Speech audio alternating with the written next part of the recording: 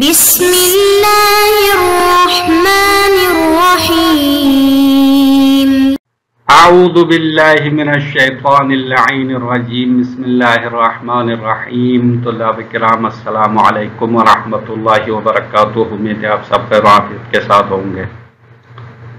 فرائض الاصول رسائل ہے صحیح سوگم سبق نمبر 75 استصحاب کلی قسم ثالث کے متعلق فاضل تونی کا کلام۔ جناب فاضل تونی نے جلد مطروح کے بارے میں، وہ کھال جو راستے میں پڑا ہوا مل جاتا ہے یا راستے میں پڑا ہوا گوشت، اس کی طہارت و نجاست کے بارے میں ایک مسئلہ بیان کیا گیا ہے، اور اس مسئلے میں مشہور نے نجاست کا حکم لگایا، اور فاضل تونی نے مشہور کے قول کو رد کرنے کے لیے کچھ مطالب بیان کیا ہے، اور جناب شیخ صاحب کتاب نے ان مطالب کو یہاں پہ ذکر کیا، چونکہ ان مطالب کا کچھ حصہ صاحب کتاب کے کلام کی تائید ہے، اور کچھ مطالب قابل خدشہ ہے، تو اسی لیے جناب شیخ نے فاضل تونی کی بات کو پہلے نقل کیا، اس کے بعد اس کے کلام میں جو اشکالات ہیں وہ بیان کرنا شروع کیا ہے۔ کلی قسم ثالث کے بارے میں جناب فاضل تونی کا نظریہ۔ فاضل تونی نے اس بحث کو جلد مطروح یعنی پڑے ہوئے کھال کے بارے میں مشہور کے قول کے رد میں بیان کیا ہے، یعنی یہ باتیں جو فاضل تونی نے جناب فاضل تونی نے بیان کیا ہے وہ جلد مطروح کے مسئلے میں ہے، ایک مسئلہ فقہی کے بارے میں بیان فرمایا، اور یہ مسئلہ کلی قسم ثالث کے استصحاب سے بھی مربوط ہے، اسی لیے صاحب کتاب جناب شیخ نے اس بات کو یہاں پہ نقل کیا ہے۔ دوسرا نقطہ یہ ہے، صاحب کتاب کا کہنا ہے کہ فاضل تونی کے کلام کا کچھ حصہ ہمارے حق میں ہے، اگرچہ کچھ مطالب قابل خدشہ ہے، جیسا کہ آگے تفصیلات میں بیان کریں گے آنے والے ہیں۔ فاضل تونی کے کلام کا کچھ حصہ درست ہے، صحیح فرمایا ہے، اما کچھ باتیں فاضل تونی کی باتیں صاحب کتاب کو پسند نہیں ہے، اس کو رد کرنا چاہتے ہیں۔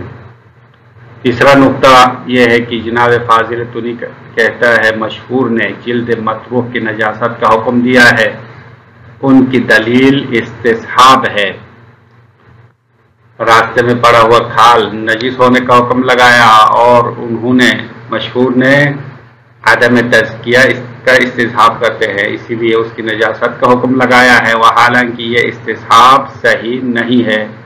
فاضل تونی کی رائے کے مطابق جلد مطروح کے بارے میں استصحاب کرنا درست نہیں ہے، کیونکہ عدم تزکیہ ایک مفہوم کلی ہے، اس کے دو فرد ہیں۔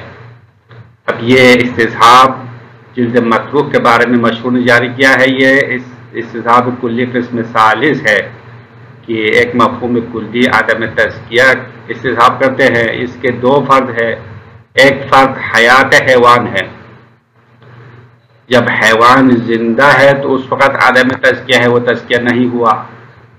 دوسرا فرد طبیعی موت ہے، یعنی موت حتف عنف کہتے ہیں کہ خود بخود مر جائے، تو یہ عدم تزکیہ کا دوسرا فرد ہے۔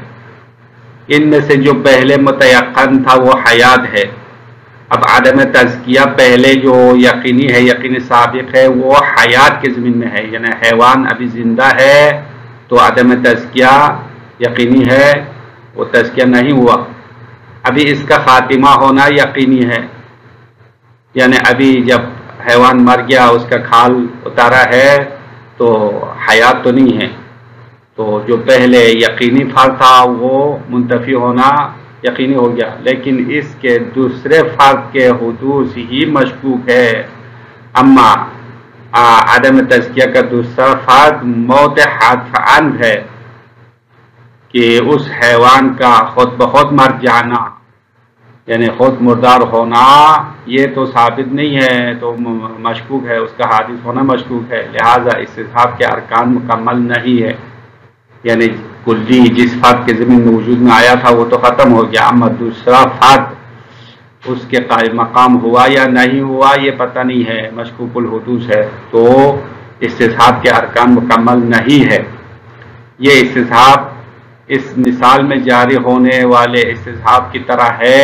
اب فاضل تونی نے استصحاب کلی قسم ثالث کی ایک اور مثال کے ساتھ جلد مطروح والی مثال کو تطبیق دی ہے کہ انہوں نے کہا کہ ضاحک ایک مفہوم کلی ہے۔ یہ کلی پہلے زید کے ضمن میں گھر میں موجود ہونا یقینی تھا۔ پہلے زید گھر میں تھا، زید کے ساتھ مفہوم کلی ضاحک بھی موجود تھا۔ اس کے بعد زید گھر سے نکل گیا ہے، لیکن زید کے نکلنے کے ساتھ عمر گھر میں داخل ہونا مشکوک ہے۔ اب انسان کو شک ہوتا ہے کہ زید گھر سے نکلنے کے بعد یا اس کے ساتھ ہی عمر گھر میں داخل ہوا یا نہیں ہوا، یہ پتہ نہیں ہے۔ اب ہم ضاحک کے سابقہ حالت کی بنیاد پر عمر گھر میں ہونا استصحاب کرتے ہیں۔ وہ ابھی ہم کہیں گے کہ ضاحک پہلے گھر میں موجود ہونا یقینی تھا، اب بھی ضاحک گھر میں ہے، اس لیے عمر بھی گھر میں ہونا ثابت کریں گے، حالانکہ اس قسم کا استصحاب غلط ہونا بدیہی ہے اور یہ استصحاب درست نہیں ہے۔ اور ہمارے محل بحث میں جو جلد متروک کے بارے میں عدم تزکیہ کا استصحاب ہے وہ بھی اسی مثال کی طرح ہے اور استصحاب کرنا درست نہیں ہے۔ یہ جناب فاضل تونی کا نظریہ ہے۔ ثم ان للفاضل التونی کلاما يناسب المقام مؤيدا لبعض ما ذکرناه۔ جناب شیخ فرماتے ہیں پھر فاضل تونی صاحب کے لیے اس مسئلے میں ایک کلام ہے، گفتگو ہے، يناسب المقام، جو ہمارے محل بحث سے مربوط ہے، مناسبت ہے۔ ہمارے محل بحث جو ہے کل قسم ثالث کے استصحاب کے بارے میں ہے، تو فاضل تونی کا کلام بھی اس مقام سے مناسبت رکھتا ہے۔ مؤیداً لبعض ما ذکرناہ، اور جو کچھ ہم نے پہلے بیان کیا ان میں سے بعض کی تائید ہے۔ وَإِن لَّمْ يَخْلُ بَعْضُهُ عَنِ النَّظَرِ بَلِ الْمَنْعِ، اگرچہ فاضل تونی کے کلام کا کچھ حصہ نظر اور اشکال سے خالی نہیں ہے، یعنی قابل اشکال ہے، قابل خدشہ ہے، بَلِ الْمَنْعِ، بلکہ منع سے خالی نہیں ہے، یعنی بعض کلام فاضل تونی کا بعض کلام بالکل غلط ہے۔ اب یہاں سے فاضل تونی کا کلام بعینہ نقل فرماتے ہیں۔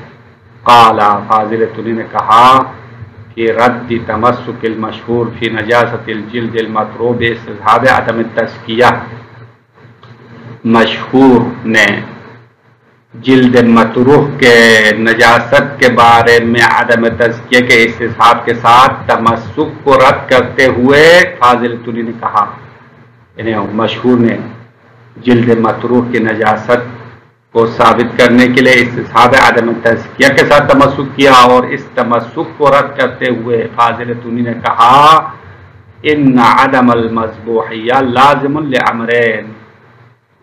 ان یہ قال کا مقبول ہے، جو فاضل تونی کا کلام ہے وہ یہ ہے، ان عدم المذبوحیہ، بے شک عدم مذبوحیت یعنی عدم تزکیہ نہ ہونا، لازم لامرین، دو امر کا لازمہ ہے، یعنی یہ عدم تزکیہ ایک مفہوم کلی ہے، اس کے دو افراد ہے۔ نمبر ایک الحیاتی، ایک تو حیوان زندہ ہے، حیوان زندہ ہے اس کا لازمہ عدم تزکیہ ہے، جب حیوان زندہ ہے تو تزکیہ نہیں ہوا۔ والموت حتف الانف، اور دوسرا فاتحہ، دوسرا اس کا ملزوم موت حتف انف ہے، خود بخود مر جانا ہے، جب حیوان خود مر جاتا ہے تو بھی عدم تزکیہ ہے۔ والموجب للنجاسہ لیس ھذا اللازم من حیث ہوا، اور نجاست کا جو موجب ہے، نجاست کا جو سبب ہے، لیس ھذا اللازم من حیث ہوا، تو یہ لازم از حیث لازم نہیں ہے، یعنی عدم مذبوحیات لازمہ ہے، تو عدم مذبوحیات وہ عدم مذبوحیت نجاست کا موجب ہے جو موت حتف عن کا لازمہ ہو۔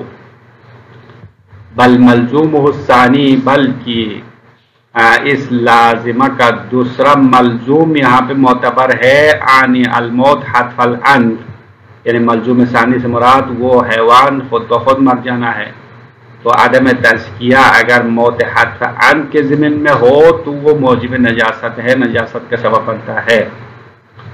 فعدم المذبوحیہ لازم اعم لموجب النجاسہ.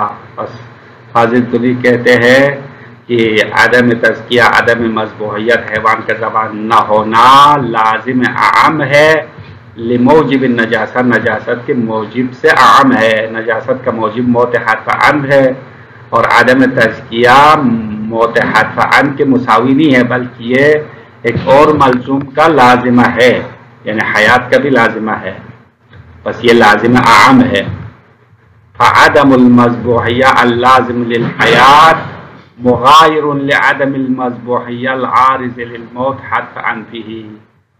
تو وہ عدم تزکیہ جو حیات کا لازمہ ہے، یعنی حیوان زندہ ہونے کی وجہ سے عدم تزکیہ ہے، یہ عدم مذبوحیت جو ہے مغایر ہے، مختلف ہے اس عدم مذبوحیت کا جو عارض ہوتا ہے للموت حتف عن، حیوان کے خود بخود مرنے کے ساتھ.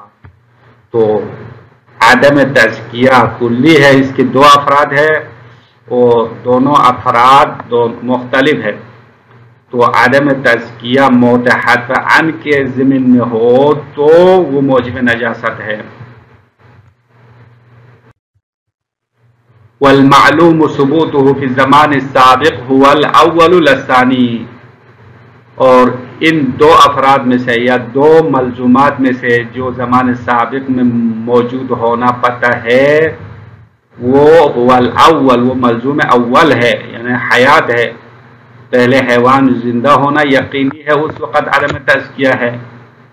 لثانی، اما دوسرا ملزوم پہلے ثابت ہونا یقینی نہیں ہے، یعنی دوسرا ملزوم مراد یعنی موت حتف عن کے بارے میں یقین ثابت نہیں ہے.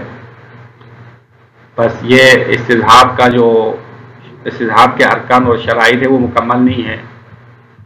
وظاہر انہ غیر باق فی زمان ثانی، اور یہ بات تو واضح ہے، ظاہر ہے کہ زمان سابق میں جو ملزوم موجود تھا، ثابت تھا، وہ غیر باق فی زمان ثانی، زمان ثانی میں وہ باقی نہیں ہے. بس کلی جس فرد کے ضمن میں پہلے وجود میں آیا تھا وہ فرد ختم ہو گیا، اس کا خاتمہ ہونا یقینی ہے. ففی الحقیقت یخرج مثل هذه الصورة من الاستصحاب. بس حقیقت میں اس جیسی صورت استصحاب سے خارج ہو جاتی ہے، یعنی اصلاً استصحاب نہیں کر سکتے ہیں. اس شرط ہو بقاء الموضوع، کیونکہ استصحاب کی شرط موضوع باقی ہونا ہے. وہ عدم ہونا معلوم، اور یہاں موضوع کا عدم ہونا معلوم ہے، موضوع موجود نہیں ہے، یعنی جو یقین سابق تھا وہ تو ختم ہو گیا. اب جس کے بارے میں شک ہو رہا ہے اس کے حدوث میں شک ہو رہا ہے. پس فرد اول جس کے بارے میں یقین ہوا تھا کہ کلی اس کے ضمن میں موجود ہے تو وہ فرد تو مکمل ختم ہو گیا، اور دوسرے فرد کے ضمن میں کلی کا موجود ہونا مشکوک الحدوث ہے، لہذا استصحاب جاری نہیں کر سکتے ہیں، اور مشہور نے یہاں پہ جو استصحاب جاری کیا ہے وہ غلط ہے.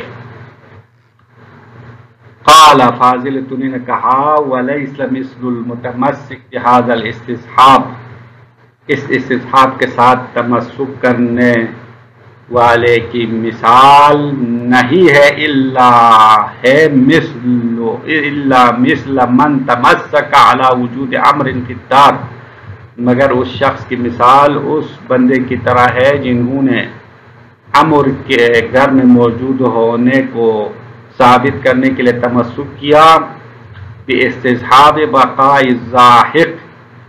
زاہق کے بقا کے استصحاب سے تمسک کیا ہے. المتحقق بوجود زید فی الدار، اور زاہق زید کے گھر میں موجود ہونے سے تحقق ہوا ہے. تو پہلے زید گھر میں تھا تو زید کے ضمن میں مفہوم زاہق بھی موجود تھا، تو اب زید گھر سے نکلنا تو یقینی ہو گیا، لیکن عمر گھر میں ہونا پتہ نہیں ہے. اما زاہق کے سابقہ یقین کی بنیاد پر گھر میں عمر ہونا ثابت کرنا چاہتے ہیں، تو اس قسم کا استصحاب غلط ہے.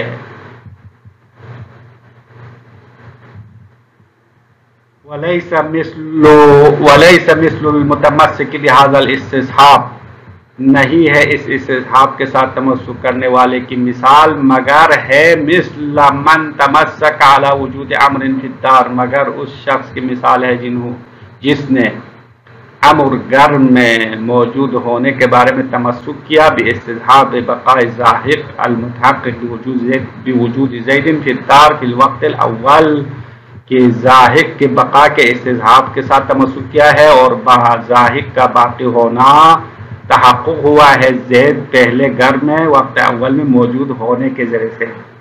تو پہلے زید گھر میں ہونے کی وجہ سے زید کی زمین میں کلیہ زاہق موجود تھا، اب زید گھر سے نکلنا یقینی ہے، اور اسی زاہق کے گھر میں ہونے کے سابقہ یقین کی بنیاد پر امر کا گھر میں ہونا ثابت کرنا چاہتے ہیں۔ وَفَسَادُهُ غَنِيٌّ عَنِ الْبَيَانِ، اور جناب فاضل تونی کہتا ہے کہ یہ استصحاب غلط ہونا بیان سے بے نیاز ہے، یعنی اس کا غلط ہونا بدیہی ہے، واضح ہے۔ وَفَسَادُهُ غَنِيٌّ عَنِ الْبَيَانِ، وَفَسَادُهُ کی ضمیر یعنی تمسک کی طرف لوٹائیں گے، یعنی اس استصحاب کے ساتھ تمسک کرنا، فاسد ہونا، غلط ہونا، غنی عن البیان اصلاً گفتگو کرنے سے ہی بے نیاز ہے، مطلب یہ بالکل واضح و بدیہی ہے، اس قسم کا استصحاب کرنا غلط ہے۔ اور یہ مثال ہمارے محل بحث جلد متروک کے بارے میں مشہور نے استصحاب کیا، اسی استصحاب کی طرح ہے۔ تو جلد متروک کے بارے میں بھی جو استصحاب کیا وہ بھی غلط ہے، استصحاب غلط ہے، اسی لیے جلد متروک کی نجاست کے بارے میں استصحاب کے ذریعے سے نجاست ثابت کرنا بالکل غلط ہے۔ انتہا، یہاں تک فاضل تونی کی گفتگو مکمل ہو گئی ہے۔ اس کے بعد اگلے سبق میں جناب شیخ کا تبصرہ بیان کریں گے جو فاضل تونی کے بارے میں، اس کے کلام کے بارے میں بیان فرماتے ہیں۔ السلام علیکم ورحمۃ اللہ وبرکاتہ۔